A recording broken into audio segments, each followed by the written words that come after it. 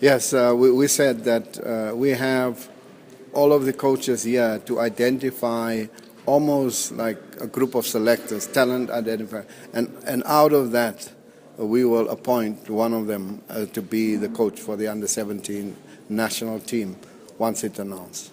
And also the talent here could also be featuring in those qualifiers. Yeah, absolutely. It's why they are here. They must look at the players that they want to get to build their national team. That was always a question. How do you select a national under-17 team? And how do I get into the team? If I sit in Mopani or Sekokuni or Okanyakude or Umlazi or New Brighton and then ask, how do I get into the national team? Now you know. You must play in your region. You must be one of the best in your province, and then you come here, and if you're identified as one of the best players from your provincial teams, you go into the national team. All of the coaches, the SAFA coaches are here. You saw Sheikh Mashaba, you can talk to him. We want that continuity. We want to see a systematic progression of the players. And that means that coaches must have an integrated plan. They must work off the same script and ensure that the players we see on this field today will emerge eventually in a Bafana team that can meet and beat the best in the world. It must be supported with data capturing, getting all the information of the players. Also, our regions have a responsibility that those players who cannot make it into the national team today must not stop playing but go back to the region to continue to play in league competitions, in inter-regional competitions, and hopefully they'll be selected again for the provincial team. And whether it's of Limpopo or the Western Cape, you can only improve by playing continuously. And that happens at grassroots level, not at national level. So we have to work with our regions to ensure that they have competition to sustain football.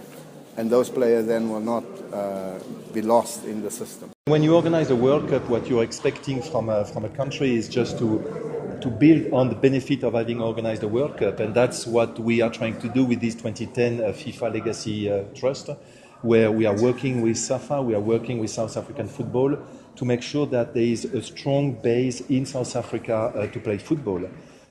It is clear that you cannot qualify to the main World Cup, and unfortunately not for 2014, but I hope for 2018, if you don't have a strong youth football in your country.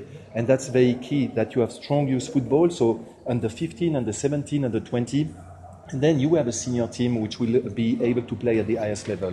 So that's why we are supporting all these under-17 tournaments. We are supporting now youth leagues in different countries, and it will be a new program within FIFA to support youth leagues in all countries, again, to develop football from the bottom to the top.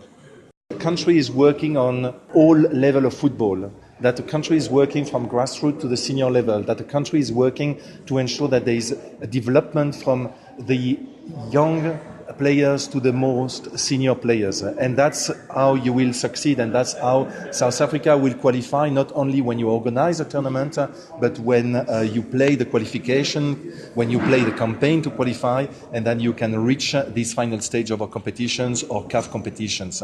So again, it is, as I said before to them, they are the future of football. These young players under the age of 17, they are the one who potentially play the World Cup in 2018, because by then they will be 21 and it will be the perfect age to play. The German national team who played the World Cup in 2010 here, most of the players, I think 80% of the players were under the age of 23.